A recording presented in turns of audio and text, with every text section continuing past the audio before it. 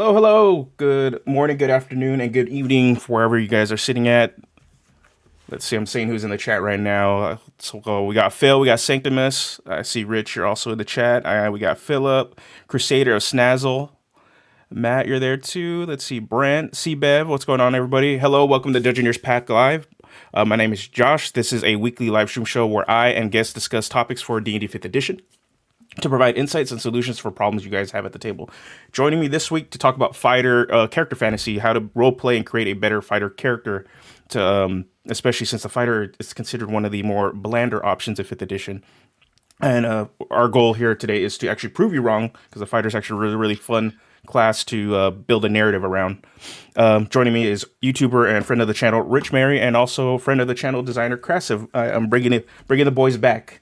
We had a really, really awesome time talking about how to build a great subclass for homebrew, and I reached out to them and they wanted to jump in and help me out with this one. So thank you guys for joining me. How are you guys doing today? It's all good. It's a little bit late in the European times, but I think it's quite early for you guys. Yeah. I'm doing great. Thanks for having us back. Yeah. I'm excited. Yeah, awesome. So as always, dump all your guys' questions in the chat. We'll get to them as we get to them. But we're going to start this one off with the first question, or the first one. I gave them pre-questions, but this one's not on here. The one thing I wanted to set the tone on this one, how do you guys define the fighter class? What is the narrative for you guys? Do you want to take this one? Sure. I personally very rarely define the fighter narrative as like a top level thing, because I think you kind of hit a nail on the head that it's the bland class.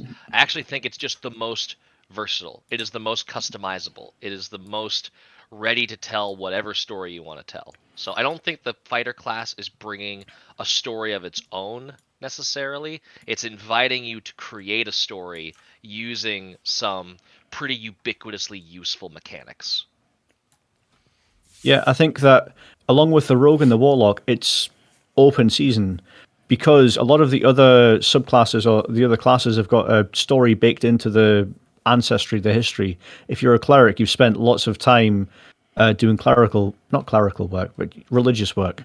If you're a wizard, you've spent years and years studying the books, but a fighter can be anyone with enough grit and determination. So yeah, the fighter is such a flexible class that you can slot anything into fighter. And if you dip 2 levels into fighter, it's a great way to get action surge for a different class. Yeah. Mechanically, right. The reason a lot of people feel this is bland is because mechanically there isn't anything that really stands out besides action surge, but it doesn't have a core mechanic comparable to like the Barbarian with rage, Paladin with smites, rogues with their bonus actions and the sneak attack. So and the Rangers, they themselves have a slew of other sort of narrative defining mechanics that let you conquer the exploration pillar. But fighters themselves don't really have anything, and a lot of their fantasy weight, their storytelling weight, really is heavily dependent on the subclass. The way I would kind of define the fighter is the base martial option. It is your bread and butter. It is a reason why it's a pillar of D&D fantasy, because it is probably the, not so much the basic, but I would say similar vanilla option of if you want to play somebody that is a trained combatant and then throw more flavor on top of it, you go to the fighter. Right. I think that it's really good for a new player, someone that's starting out that's not familiar with the rules or really doesn't care a lot about the rules. They're more in it for the narrative. Then a fighter's a perfect class for them. Yep. I think Rich, you dropped in our chat, like one of your questions was, is fighter the best class for new players? And I think less than it just being mechanically easy, because you can get as intricate as you want with the fighter. You can add a whole lot of stuff. Battlemaster can get incredibly complex when you break it down. But what I like about the fighter is because of, this is something that everyone overlooks when they're talking about the fighter, is the added ASIs, more abilities to customize and to bring yourself into other niches that the baseline kit isn't letting you do. Yep. That is so good for new players because as they're leveling up, it lets them correct mistakes. It's not like you pigeonhole yourself into a build that you're not really enjoying. You can always be like, "Oh, I'm not really liking, being this heavy armor, slow, clunky dude. So I'm going to bust out some ASIs into decks, and then I'm going to take like medium armor master, and I'm going to completely change my kit by level 12 to where I look like a different character because now I know what I actually want to play." I don't think any other class really gives you that ability to pull a 180 mid build. You don't have to go into it with a build in mind. You can do whatever you want, and you can learn as you go. Yeah, I 100% agree. Fighter is actually the first class I played for 5th edition. It's actually how I learned how to play the most of the basic rules. Unfortunately, I didn't stick with it just because I had like 3 stats that were under 10. So I got stuck playing, the typical I go, I bonk, I hit, Yeah. and that's all it was. So it wasn't fun for a roleplay experience. But I kind of regret it a little bit. Fighter. Hopefully, we can convince you by the end of this is that you guys should probably play a fighter. It's easily one of the I think Krasiph, you hit it right on the head. It is one of the funner classes to actually customize and build if you're really into trying to not even just so much optimize. It's just even on a like concept forward, like the way I build my characters, like having those extra ASIs at every level and then able to pick certain feats to really customize the character to what you want. It kind of puts it reminds me, it puts it on par with the Warlock Yeah. a little bit, because the Warlock is kind of the same way, but the Warlock's the kit is built into the class. So we got our first question. This is from Gossipy Goblins. He asks, what separates the fighter class from the rogue and the barbarian? I think you've already answered that with the ASIs. The ability to get more feats or to raise your basic stats up to a certain level is going to give you an advantage over the other classes. Of course, the barbarian gets rage, so it's more focused on tank and damage, and things like the monk or the rogue are more focused on specific things like dealing high damage with one hit. But with the fighter, you can pull off multiple attacks, so I think you're more reliant on the equipment you have, because the fighter naturally gets access to pretty much every single item you can use, with some notable exceptions. But I think that the fighter relies less on magic and more on, well, combat. So for a low magic setting, it's one of the more powerful classes. What do you guys think? I agree with that. I also think that rogues and barbarians also suffer from, maybe not suffer, but it is possible to fall into the trap of being off. If you're a rogue and you're not getting sneak attack, Rich, you ran into this during the last arc of our game that we were playing when Penny couldn't get some sneak attacks off. It really feels underwhelming, right? It's all of a sudden like my class is missing. I'm not doing what I'm supposed to be doing because I can't get sneak attack. If you're a barbarian and you're out of rages for the day, you feel naked, like you feel like ill-equipped for whatever's going to happen at you. A fighter, your key thing is I attack more. And so it's like as long as you have that action, nothing can deprive you of all of the things you should be doing in a battle. You're just as healthy. Your AC is rarely going to go down. Your limited use things, like you can run out of those, but a lot of them are on short rest. I think fighters are just so darn consistent. Like they're ready to go every encounter. And even if there's an encounter that they miss because they're not the skill monkey that the rogue is, or they don't have like an exploration talent like the ranger has, they're still going to be around and they're ready to help out when something fits into their niche. Yeah, and then I would say a super on a narrative standpoint, the barbarian, they're strength based, right? That's pretty much what they are. They are the atypical strong guy. This is the role they play. They're the guy that's kicking down the door, either from impatience or just because they're the only ones that can actually kick down the door in the party. They're the ones lifting stuff. Rogues, on the other hand, they're the sneaky one. They're the skill based person. So they're obviously what's it called? Rogues tools, thievery tools, and thieves tools. Yeah. They're jumping around, sneaking around. The fighter can do all of that and none of that. That's actually the beauty of it. The barbarian is strength based. Rogue is always going to be the more dex based, sneaky, quick. The fighter can play both of those and none of those, depending on how you build them. So what actually really defines the fighter is that flexibility in how you can customize it, right? I think that if you want to take a fighting game analogy for this, the rogue is like the grappler. You're going to wait, bide your time, and you're going to deal high damage on one attack. The barbarian is more like you're using up a lot of resources, and then when they're gone, they're gone. But the fighter is like the Shoto. It's well balanced. You can attack, you can defend, you can do all of the basic things to a high level. And if you go to the player's handbook, like the Eldritch Knight technically has spells as well, so you can be a jack of all trades in that regard. You're not limited if you choose the right things. You can go full melee, you can go full dex build for like a sniper or gunplay, or you can even pick wizard spells as well. Yeah, you don't have to. That's the interesting thing about fighter is it really, it's not bringing any story of its own to the table, so it lets you tell the story you want to tell. If you want to be a book nerd but still swing a sword twice every round, you could be an Eldritch Knight, and you are still being a studious, like, practitioner of the arcane arts. You're still high intelligence. You're still bringing that niche to the table, but you also go and bonk things really well. So it's like it's very interesting that you can live in all these different worlds as the fighter, whereas other classes really operate well in their niche, but not necessarily outside of their niche. All right, and then Gotham Goblins has another question to follow up. So, how would we differentiate the roleplay for a fighter versus a barbarian, rogue, or monk?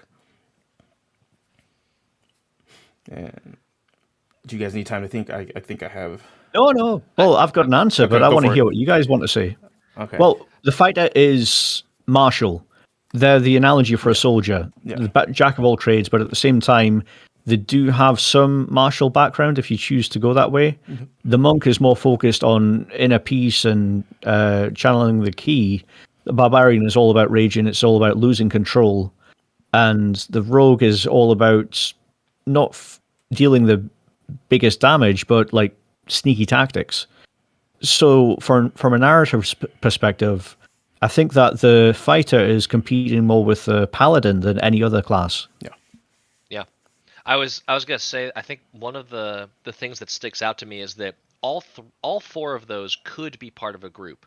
I think three of them very much want to be part of a group as part of their story. The monk, where did you learn? What monastery are you from? What temple are you from? How did you learn Way of Open Hand versus Way of Shadow? For the rogue, what thieves guild were you a part of? What thieves guild did you leave? Like, how did you learn thieves' cant? How did you operate in those darker corners of the world? For barbarian, their barbarian and ranger are, and also druid are all three kind of wanting to tie themselves to nature in some way. Not necessarily. You can be like, an ex-soldier berserker, right?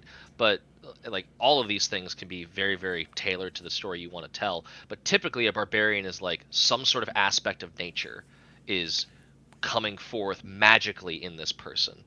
Most of the barbarian subclasses lean towards some level of magic, whereas a fighter, even the ones where the subclass says it's magical, you could even tailor that as being not magical, or vice versa. A battle master doesn't have to be just proficient at arms. They don't have to be the best soldier ever with these cool maneuvers.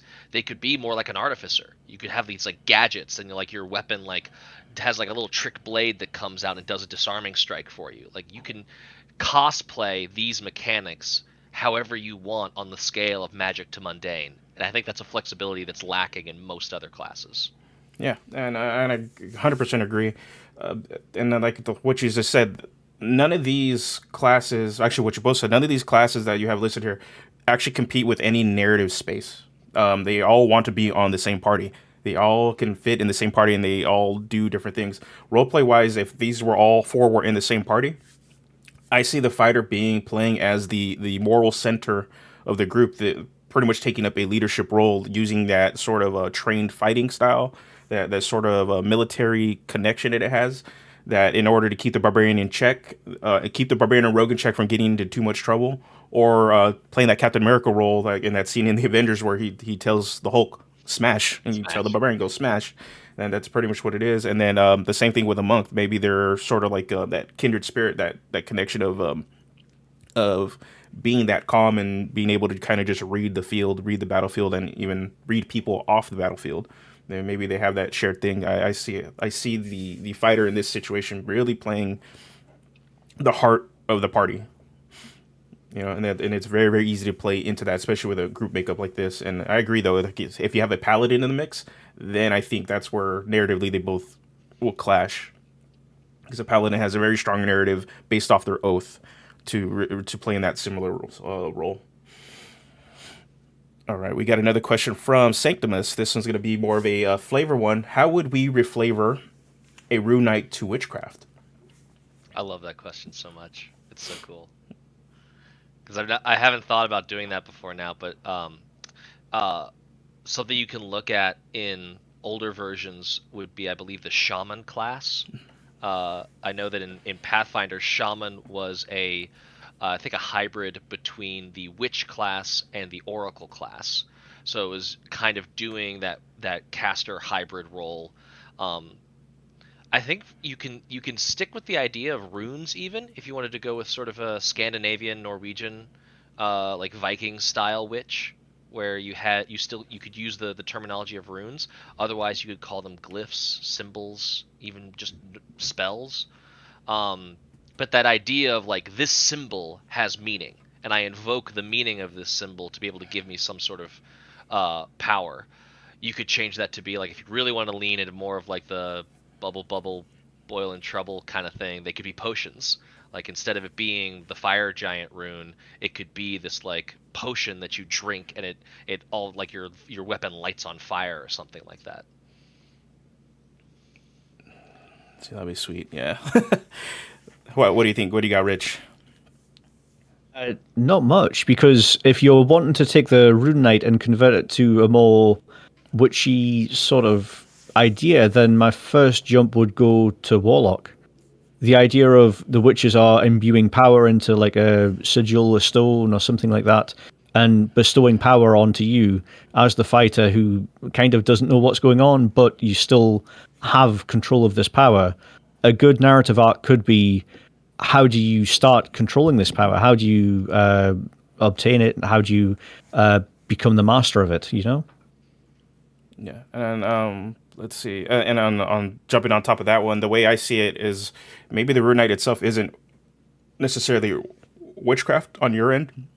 Maybe you're cursed. This is a curse that's befallen on you. You interacted with some hag, something of some that a similar nature, and they cursed you.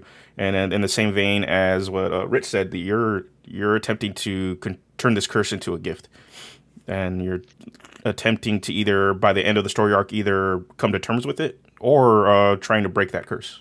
That would be a good narrative arc for your game. That'd be really cool to lean into that, doing the using the Hexblood lineage. Oh yeah.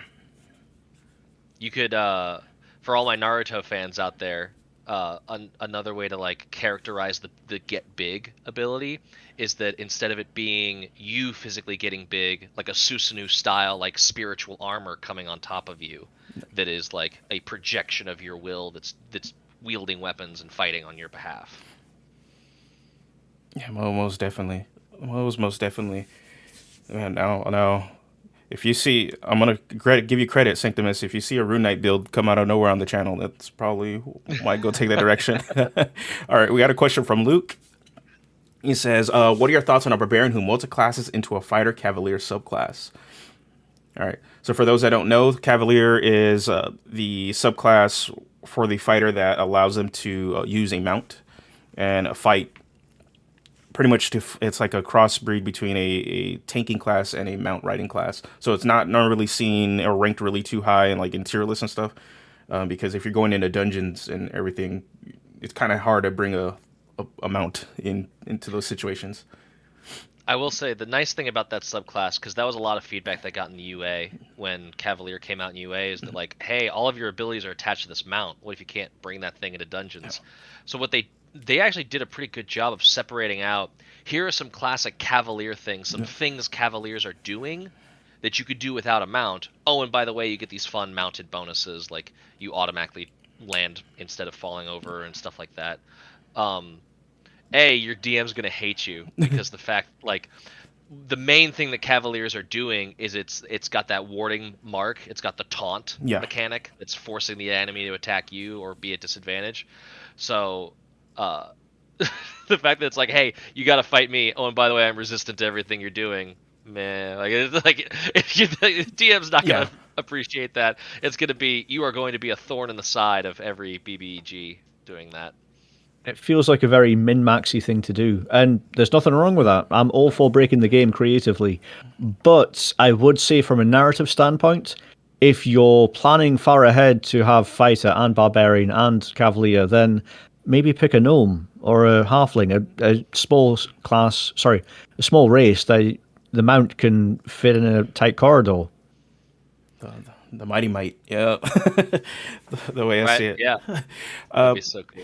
Yeah, Cavalier solves one of the issues that most of the barbarians outside of, and Kickstarter just brought up Tribal, the Zealot Barbarian. No, not the Zealot Barbarian, actually. He just reminded me, though, it was the Ancestral Guardian Barbarian has inherent to its kit, which are tanking abilities. Barbarian is a strong class that is supposed to be the tank, but necessarily not in its main kit, and most of the subclasses don't have tanking features that we would consider, for those familiar with MMOs, like a taunt feature. And Cavalier actually has that, which would solve some of that issue.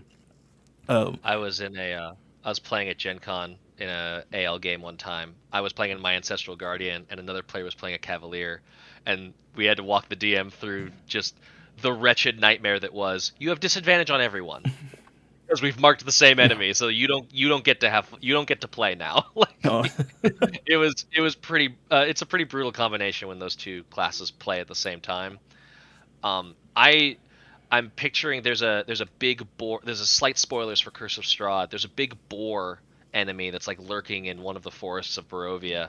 I'm picturing like that being like the epic mount of a Cavalier Barbarian, and that would just be so friggin' cool. Just riding this huge giant like lightning boar into battle with a big great axe. That cinematic just mwah. One condition: call the boar Harley Davidson, and we're good. Yeah, yeah. And then the last point I want to make on the Barbarian Cavalier Multiclass, I see this very much as like a mount, like a pretty much like Genghis Khan, Mongolian style Barbarian. You're riding the mounts and you're kind of just going in with that fear. There's a lot of imagery you can take from Khans of Tarkir, that whole Magic the Gathering setting. If you look at the Mardu, there's a lot of imagery with that where these guys are mounted on horses and just going in as an army and just zerging people. So it's story-wise, it makes so much sense because like barbarian military culture typically would be like roving bands of raiders. Yeah. So it makes 100% sense that this character would be like born in the saddle. They would want to be on a mount, riding fast and striking hard. Yep. Oh, we got a next question. This is from Andrew. Should a Warlord Marshal be a fighter subclass or a separate class? So I'm going to plug myself really quick. This week, I just posted a going into detail of how to play a Warlord in 5th edition and also some homebrew options. So if you haven't checked it out, this is pretty much timely. Yeah. There's two ways you can go about this. I'll let you guys answer first. What do you guys think? Should it be a separate class? I think you could do it as a separate class. I know for me, I've seen several builds that are like the Warlord, and it's actually like fighter plus bard or fighter plus paladin to get like some of those aura and some of those like group buff kind of mechanics going on. Doing bardic inspiration, you could combine it with like Purple Dragon Knight. Is a great subclass that people sleep on because it's kind of tucked away in a book that no one got, but it's got some solid mechanics in there for being this sort of like support side healer buffer. What do you think with the Warlords, it sounds like yes, you could make a independent class out of it, but you're giving yourself a lot of work. Is it worth making a new class just for this thing where you already have existing mechanics that could fit the narrative and kind of flavor your story? And if you have that time and energy and dedication, then go for it. I'm all for it. But I think a lot of people when they're having a game of D&D, they just want to jump in, have a couple of hours of fun, and then jump out. Not everybody's committed enough to try and make their own class, and not every DM is willing to accept every homebrew class that you bring to the table. And also, doing a class in 5e is just so much more work than it used to be, right? Because you can't just make a class on its own. It's not like 3.5 where you can make a class or an archetype and that was kind of it. That's all you needed to do. A class needs subclasses. So it's not just, if you're saying this is the warlord, you now need to have 3 flavors of warlord. And why are they different? What are they mechanically doing, or what are they narratively doing that's different from each other? When to me, warlord feels like, martial guy in charge of stuff, helps inspire and lead other people. And those mechanics are all over various other classes that you can already mix and match to make whatever you're going for. We got a lot of good questions right now. I pretty much, in my latest video, I answer pretty much this this exact question. If you want like a more in-depth from my perspective on it. But when it comes down to it, the Fighter Battlemaster subclass is the spiritual successor to the 4th edition Warlord. It just, what it is, it has 3 features, 3 maneuvers in there that are direct translations of the Warlord's core mechanics, which were mobilization, allowing other characters to attack, to get a free attack in, and this rally ability, which it has 3 maneuvers specifically just for that. So you don't need to play another class. I think the big thing that people feel is missing is that there is no martial support class, that it doesn't use magic, that they feel that is missing, and that's why there's this gravitation towards the Warlord archetype. There's a ton of Warlord type classes you can see on DM's Guild. In the video, I suggested taking out Kibble's Tasty. Also, community member and friend of the channel, Dark Abyss Keeper, he has the Captain class. You can check that out in that video. And then I believe Laser Llama just posted on Reddit, another well-known Reddit designer also posted his Warlord literally yesterday. So definitely I would say go check this out. There's a lot of them out there. I believe there is enough narrative room for this sort of class.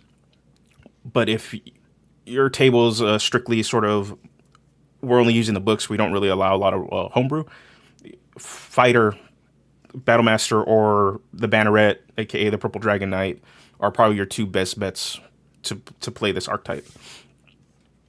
Not to go on too much of a tangent, but you just reminded me of a really good point. If you're playing with all of the options available in all the printed books, then there's just so much stuff to go through if you're trying to create your own class. Yeah. The balancing is immense. If you're just dealing with a player's handbook by itself, it's less of a struggle. So if you are committed to making a new class, then make it player's handbook compatible, but just try and ignore everything else and hope that the balancing will, help itself out. All right, let's go with the next question. CBev asks, what would be the best non-Cavalier fighter for a Western-style game? I like this question a lot. I love the Western. Can we just say gunslinger? I was gonna say the Mercer Gunslinger, I think, is a solid, easy grab there. Also, Heavy Arms, another designer, also has a Gunslinger class too that does a strong conversion too. So you really have 2 immediate options in the homebrew area. What about for the core, or at least the official? Another one that comes to mind immediately is the Samurai. Because it's they talked a lot about this in like the design videos that came out when the UA was coming out, is that like Samurai is not meant to only be this East Asia Japanese based thing. It's not meant, you don't have to play that culture. It's meant to personify and create mechanics around that code of honor, the sense of I fight the right way and I will always finish the fight. That sort of dogged determination. I think that kind of like, it just brings to mind that sense of like Old West grit, the cowboy that just won't die. Yeah. Well, the other way you can go with this is if you take the Arcane Archer, reflavor the arrows as trick shots or magic bullets or something to that akin, then you've got a pre-made subclass ready to go. The downside is the Arcane Archer it's not the highest ranked subclass you can pick, but it has some things that are not useful, and then it has some things that are completely broken. So it's up to the DM's discretion to try and allow you to use the tools you have. And I'm gonna say Battlemaster Fighter. A lot of people don't see the Battlemaster as a viable range option. They see it as you're in the middle of the fight and then you have these maneuvers. But most of the maneuvers actually function off of any sort of weapon attack. So as long as you take certain ones, it'll be very similar to the Arcane Archer, where you just reflavor them as a certain like call shots. If you don't want that magical bent on it, there's certain call shots that would be like, oh, I'm trying to disarm them. Okay, cool. Well, I shoot my bow reflavored as a gun. Boom. Okay, now they're disarmed. You know, there's a lot of little fun stuff you can do with that one. Let's see. Okay, ooh, roleplay question from Kixar. What's a background you always thought would be fun to play with a fighter to help push a roleplay? Sailor. Oh yeah, Sailor's a good one. I'm so addicted to like the nautical themed backgrounds. I love those, and I think Sailor's a good one just because it's like, Rich, you posted a question before this video in our chat of does, or no, sorry, it was you. It was does a fighter need to be a trained warrior? And I think if they're starting at level 1, no. I think you can just be a brawler. You can just be someone that had a reason to know how to fight. And I think Sailor definitely fits that bill. Like Port of Call, bar brawl breaks out. You're used to handling yourself. I think that's just a good role-playing tie-in.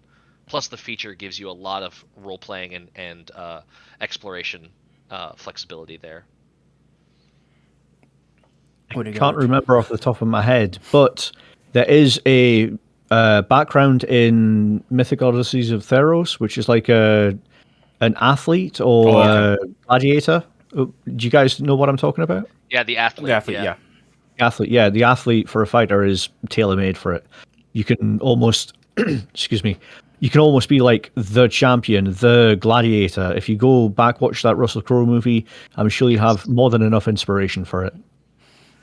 For me, these are going to be two ones that are off wall. A sage, and it kind of plays into the idea that you said, Krasiph, that they're learning to be a fighter, and this is the bookworm that's kind of finally getting outside of the library, getting outside of the school, and learning to actually socialize and fight. Maybe they weren't adept at being a wizard. Maybe they just didn't pick up, or maybe that's where you can tailor in the Eldritch Knight aspect. Maybe they were the jock, but they were kind of stuck in the Harry Potter world, and they don't really care too much about learning too much of the magic. So they want to mix that might and that magic together. Another one, I would say, merchant, and or it's the guild artisan. I believe that's pretty much the standard for merchant, and having it so that you can take any of those. I think the perfect one to pair it would be the ones that know how cookery and pretty much make food, cook stools and stuff. I think that'd be a perfect pair with a fighter class and using that background, because then you take the chef feat, and then instead of having a big old maul, you have a big old frying pan that you're beating the hell out of people with. You know, a big old meat cleaver. Actually, speaking of that, I've actually had a artisan fighter battle master in the past who was such a terrible chef that he accidentally gave food poisoning to the Thieves Guild and now is currently on the run. So that's a great way to try and flavor it as well. Yeah. I love CAG so much. Yeah. All right. Sanctibus has another question for us. Do you guys think that do you guys think an Eldritch Knight Archer is a better Arcane Archer than the Arcane Archer? I think I'm always hesitant to answer better questions, especially with D&D 5e, because it is a lot less highly optimized and breakable than older editions. I think Arcane Archer is operating on curve, which is going to mean it's going to be less of a whoops, you surprised the DM and busted that encounter than the Eldritch Knight is, because the Eldritch Knight can dip into a lot of weird stuff like double casting Fireball using Action Surge. An Arcane Archer is not going to be able to do that. On the other hand, Arcane Archer, their shots do things that break the templating of spells and the expectation of how spells work, like the Banishing Arrow. Yeah. So, it depends on which situation. I'd say Eldritch Knight's going to surprise your DM more often than the Arcane Archer is, but they're both excellent options, in my opinion. I think with the Eldritch Knight, you're giving yourself more of a sandbox because you've got a plethora of different spells to choose from. But with the Arcane Archer, you're limiting yourself to a set amount of arrows, so you're saving your DM a headache if you say ahead of time, okay, I'm choosing this arrow, I'm choosing this arrow. You can plan around them. This is what I've got. But with the Eldritch Knight, you're kind of keeping secret spells in your back pocket, and it's good for surprising the DM. It's good for a shocking moment to get the other players interested, but at the same time, that's more work for everybody else. I wouldn't say any of them are better than each other. I think mechanically they both have issues. Eldritch Knight compared to a Bladesinger, they have both in the Gish realm. Bladesinger is able to do a cantrip and attack at the same time, while Eldritch Knight kind of has to pick and choose, and they don't get to be the actual fighter and just attack a lot and then do a cantrip. So there's some issues with that. And then Arcane Archer, they only get throughout their whole leveling career, they only can use 2 arrows per encounter, pretty much. Yeah, they don't get any additional uses of arrows, their magic arrows, and it's frustrating. I've got a feeling Krasiph is looking up D&D Beyond right now to make sure, just to check. And the only reason I know this, yeah, off the top of my head, is because right now in my Avernus game, my one of my players is playing an Arcane Archer, so we're fixing that for him, because the frustrating thing with Arcane Archer is just you don't get to do the cool thing you're supposed to do all the time. Like you use your 2 and then you're done, and that's super super frustrating. I think on a narrative thing, Arcane Archer is on point. You are playing the Arcane Archer archetype, so you don't have to finesse. You don't have to do anything. You just plug and play. Eldritch Knight is going to require a bit of reflavoring and a bit of work to still play that idea, but you're not necessarily getting the magic arrow fantasy. But you're still going to be able to be a magic archer, just in a different way. You're going to be highly defensive, because our Eldritch Knights are super super defensive class with the right set of spells, super super hard to hit. And mixing that with more of a dex build, you're going to frustrate your DM and expect making a lot of saves in response. Yeah. I think the whole idea of getting into the spell pool, for example, you could say the Eldritch Knight and the Hexblade and the Bladesinger are all good Gish classes, but if you're trying to, how would I put this? If you're trying to break the game, then go ahead and try and min-max as much as you want. Personally, I think it's more interesting to take a weaker subclass and use it to the best of its abilities to try and forward your story on. It's not just about the mechanical video game aspects of dealing the best DPS per round. Yeah, I totally agree. I could not picture Bloody Arrow. I'm gonna reference another one of Rich's characters again. I could not picture her as an Eldritch Knight. She was a boss ass Arcane Archer. Yeah. She was so cool. Just for reference, I totally based her on Batman. Oh, sweet. All right, we got some questions. We got Luke. Luke posted this twice, and then I'll get to yours question next, Wolfsbane. Luke asked, why do you think the Purple Dragon Knight and the Psy Warrior subclass are not used often or perceived not as good as the other fighter subclasses? I think this is... I think the Purple Dragon Knight suffers from the problem of being in a random-ass book. It was stuck in a very early campaign guide that not a lot of people felt the need to buy, because for the people that really cared about that lore, it already existed in 18,000 books, and a lot of Lost Mines of Phandelver covers the necessary touchstones for Sword Coast. So most people didn't buy the book it was in, so they just don't see it. They don't see that it's good. And a lot of people, I think, don't want to play the warlord, the support fighter. Yeah. So Purple Dragon Knight just isn't appealing to their fantasy of what a fighter is. Yeah. For Psy Warrior, I think that it's a very noodly, crunchy class or subclass. So new players are going to look, pool of weird psionic talent dice. No, thank you. That sounds complicated as hell. I'll go somewhere else. And then everyone that once that big deep crunch, maybe thought that psionics should look different. So there's this like confirmation Yeah. bias problem where that subclass wasn't exactly what you wanted it to be, and therefore they pass it.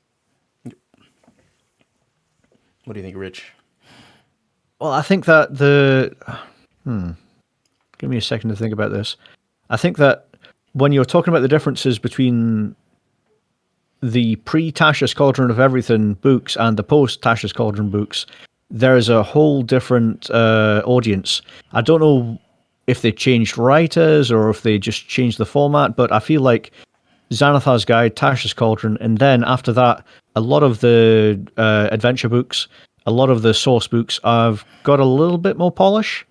But when they were making some of the earlier books, they were just trying to find the pace.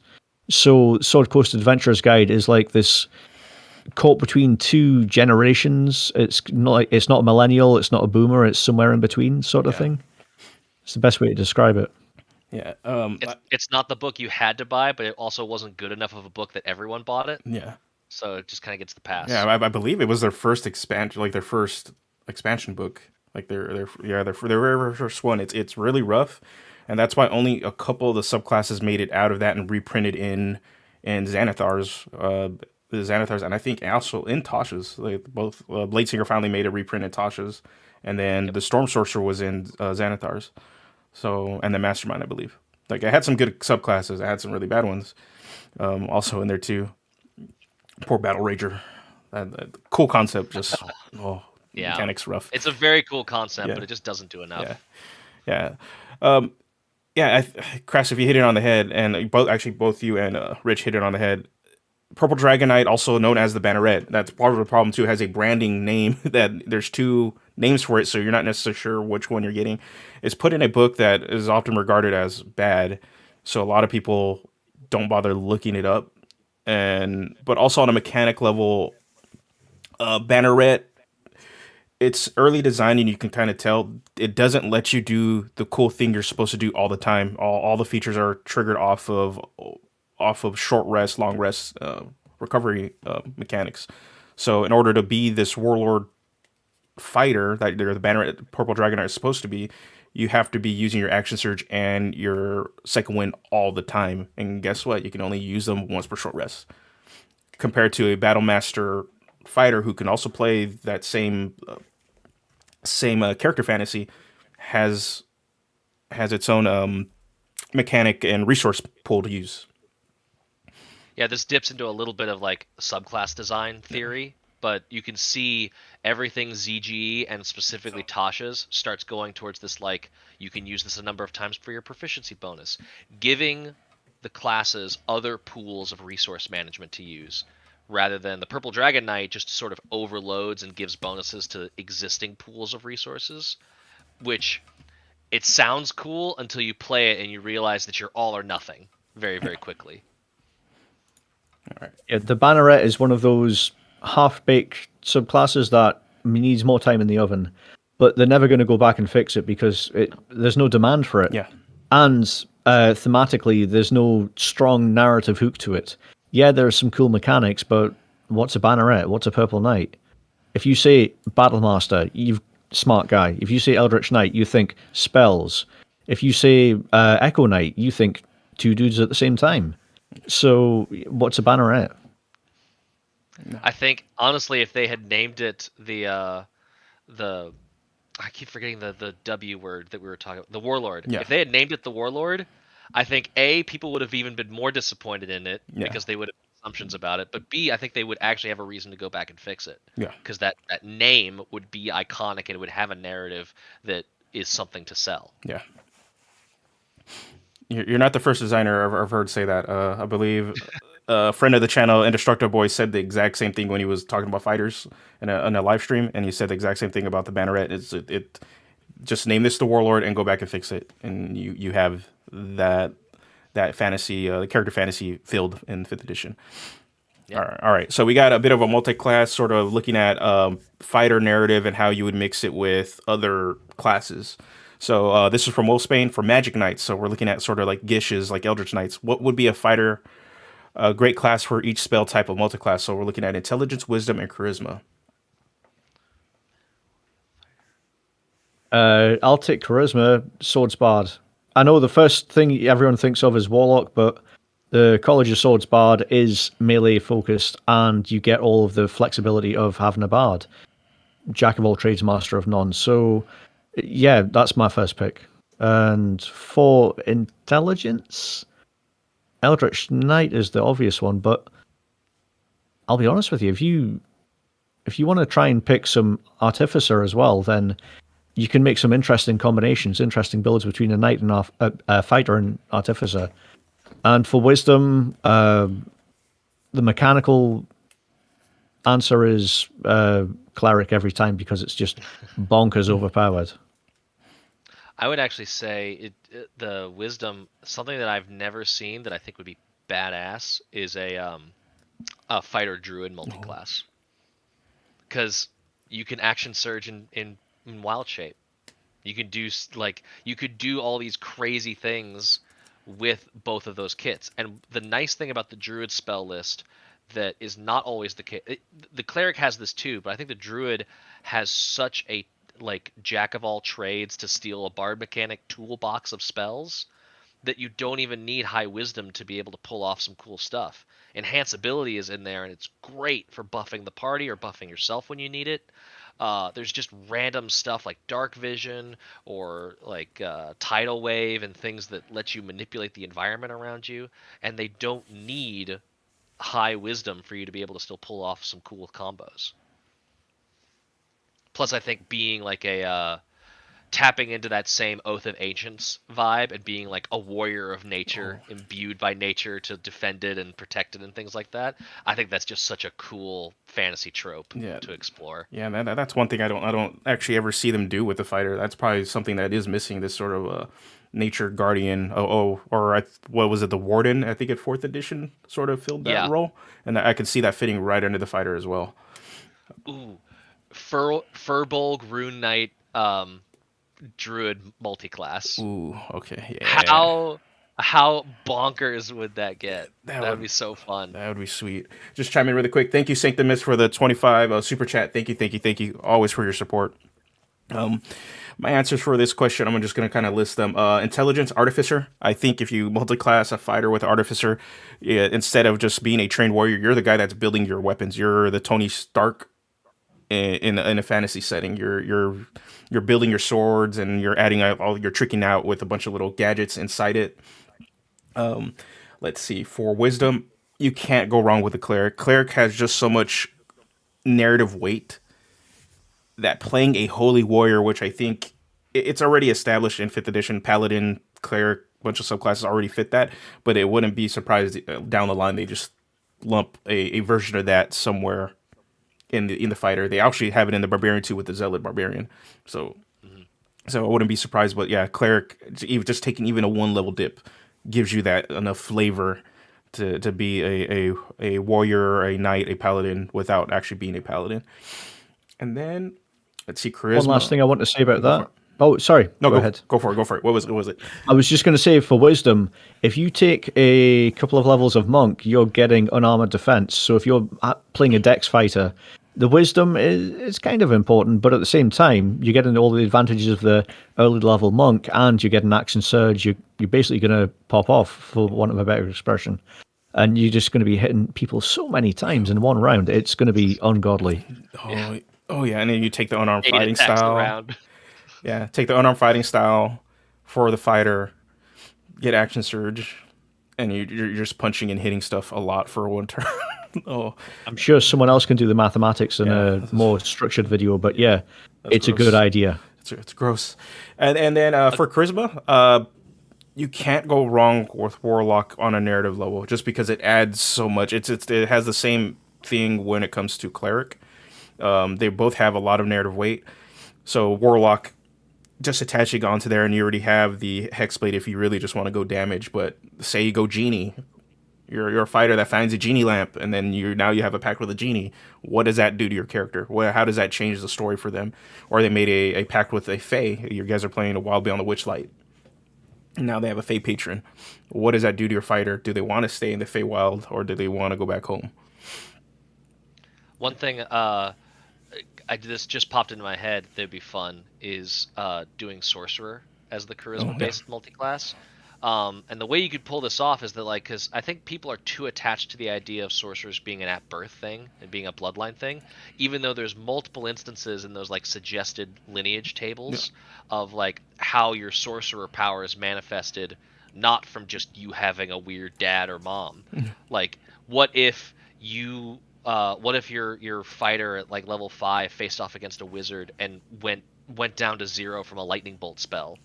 Now you wake up and you have storm sorcerer powers. That magic bled its way into you, and you've got this weird, like, there's all kinds of mechanic noodly things that you could do to kind of optimize. Like, it'd be super cool to be storm sorcerer fighter because you could like do a thing, cast a spell, and then like do that little like move away without AOs, and now you're an even more mobile tank on the battlefield.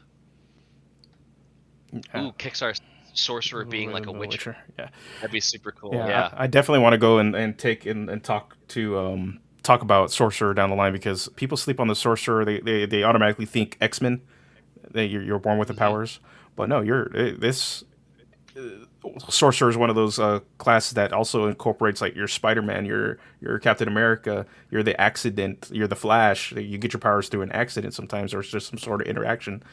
So there's a lot of good weight behind that one. All right, we got another question. Trying to get through, and then I wanted to just answer a couple of the ones I have written down too. CBev asks, if WotC teased a new subclass for a fighter, what would you hope to see?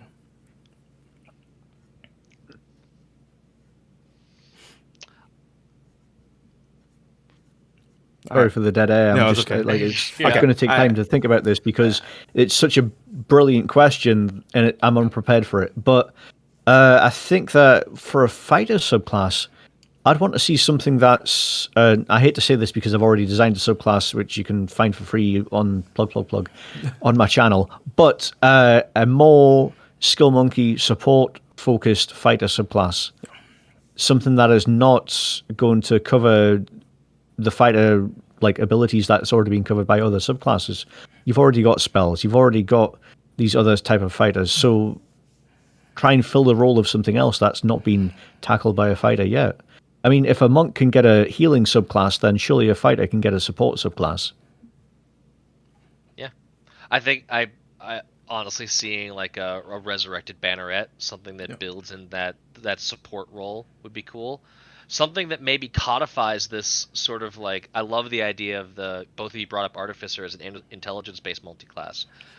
Bringing that to the fore, having someone that's a fighter that finds their fighting style to involve gadgetry. Like imagine like kind of a Batman or a Moon Knight, but on steroids, where it's like part of what you're fighting and you're using is all these gadgets that you pull out of nowhere, and it's like, I had just the thing for this.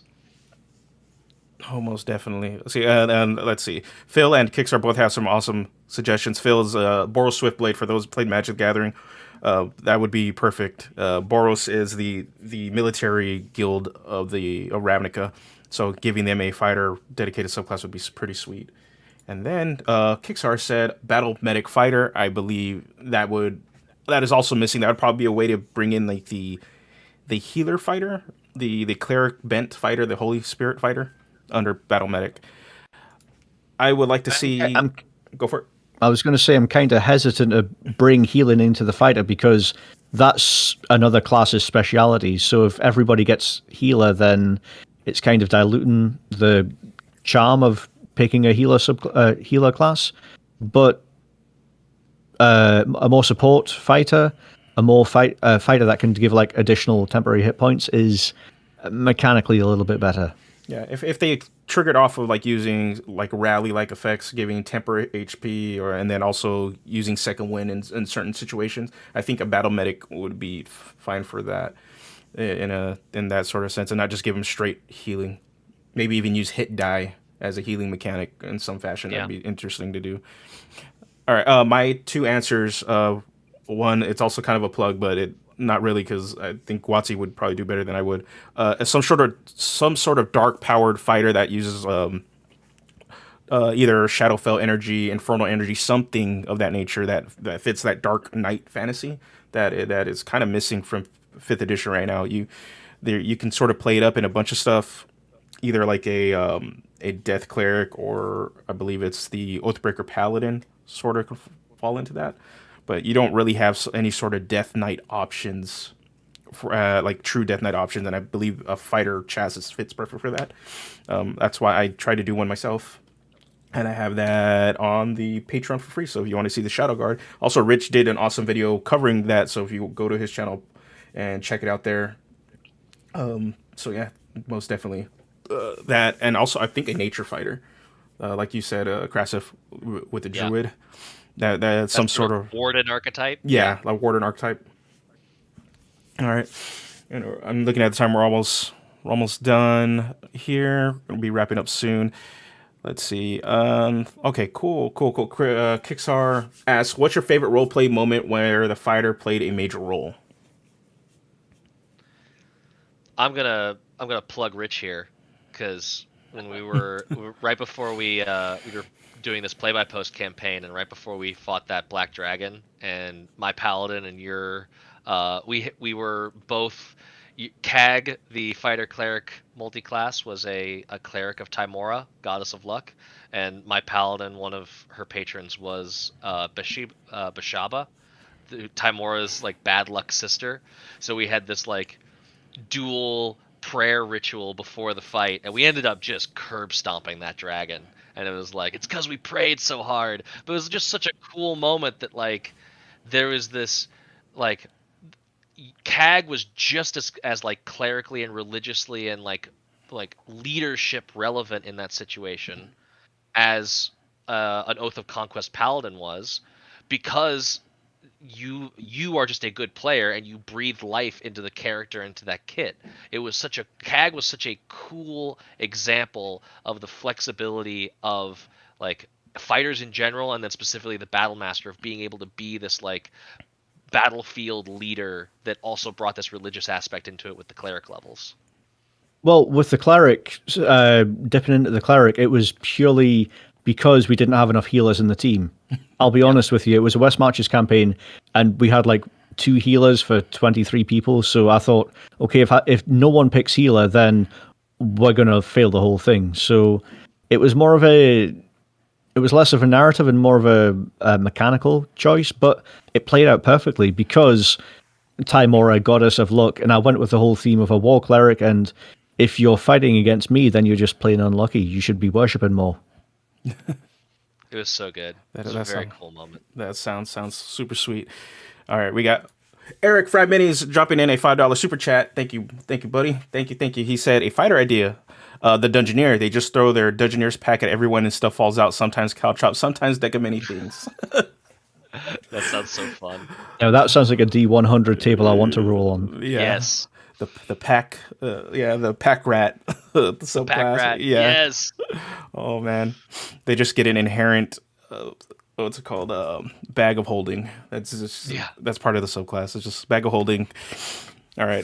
Pretty much I'm gonna throw in one last question I have. So we're still going to be looking at the fighter, but what are ways you can use the fighter class to tell different character fantasy that isn't explicit to the class? We've kind of been talking through this, but one thing early on that I thought of was I was looking at Game of Thrones. Game of Thrones is this huge thing that, like, yes, it was great in the books, but then like the TV show became this cultural touchstone. Think about what classes all of those characters were on screen. Because I would bet you the fact that Game of Thrones and Westeros was sort of this like low magic burgeoning into middle magic during the course of the events on screen setting, most of those people were fighters, and most of them were wildly different in ideals, in fighting styles, in what they were trying to accomplish.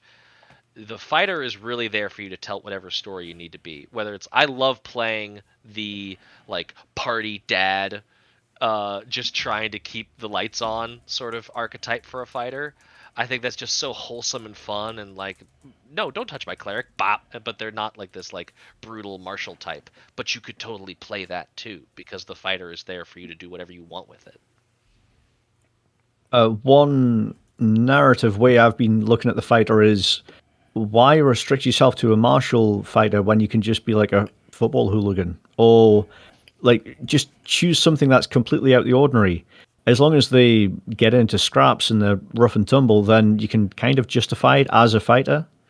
But yeah, the joy of the fighter is its flexibility. Narratively, you can line it up with anything. Yeah, and I agree. That is part of why it's considered bland, but it's that vanillaness. You can just throw anything on there. I think the rogue and pretty much your four pillar classes of D&D, right? They all kind of have this thing. I think outside of the cleric, has a lot of narrative weight, but the wizard's kind of the same way, the rogue's kind of the same way, and the fighter, they are all the iconic version of their role, but in that, being that they're the iconic, they also have the most room to kind of flavor however you want. So Something that I would encourage fighter players to explore at your table is get into the role play of what it looks like when your fighter fights. Because when you look at what the game is telling you, it is telling you that casting a 9th level spell, summoning meteors from the ether to obliterate your enemies, is as difficult to do as attacking 4 times in 6 seconds, or 8 times in 6 seconds with action surge. So that means that whatever you are doing, that flurry of motion, that fluid just concerto of death that you are bringing to the battlefield, describe it. Really get visceral with it and enjoy the fantasy of being someone that is an absolute peerless combatant. all right, this is going to be the last question. But yeah, I agree with you. Really take inspiration from the mechanics. Look at what the fighter does and figure out how to flavor it in a way, or use it in role play to further fuel your narrative. Because I think a lot of people kind of forget that, and I think people forget that you can actually role play in combat too. Like, that's one of those things. Really look at how you can emphasize the level of your swings, or what kind of attacks you're doing, and how that also can affect your character off the battlefield. All right, last fun question. Should Josh get in real life street fights while RPing the different subclasses? No. Yes. Sorry. 100% yes.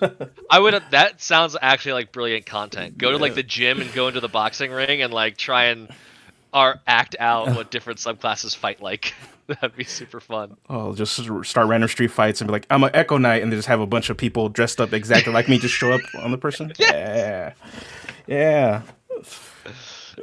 All right. Again, thank you guys for joining me on this one. We're going to wrap it up here. We'll start off with you, Rich. Where can they find you? Rich Merry, the YouTube channel. I'm sure there's 100 different ways to get in contact with me, but that's the main way. Go to the YouTube, okay? And Krasiph, where can they find you? You can find me personally at Krasiph on Twitter, but you can also find all of my published works on day20.info. I write modules, I write classes, I write all kinds of stuff, including a monthly blog post that will be coming out on the 20th of every month. This month, I am tackling with the help of a friend, I am tackling the worst cantrip in 5e and making it good again. Ooh, that actually sounds fun. Actually, trying to take out the worst options and making them better. Make True Strike relevant again. Yeah. That's the goal for 2022. Oh, man. You spoiled it. I was wondering, is he talking about Eldritch Blast or what? No. Hot take. Hot take. All right, and as always, you can find me here, Dungeoneer's Pack, on YouTube, on Facebook, Dungeoneer's Pack YT, DPack YT on Twitter, and Dungeoneer's Pack on Instagram. This week I just posted up, which is relevant to this discussion, a warlord. The warlord character fantasy has popped up a lot in this discussion, so I have a video on that, how you can play the 4th edition warlord in 5th edition now. You can do it now. So again, thank you guys for joining me, and next week there will be no live stream. I'm going to be out of town, going to hang out and celebrate my brother's birthday. So we're going to be doing that and doing it safely, hopefully. Yeah. Nice. So that then I will be back the following week, and I think we're going to be talking about Session 0 tips for players. I believe that's the live discussion I'm going to be doing. So yeah, but next week there still will be a video on Friday, so expect that. I'm gonna jump into some feats. So next Friday will be a video on 5 feats for barbarians that you should consider, and also how to use them in your roleplay and how to have them influence you.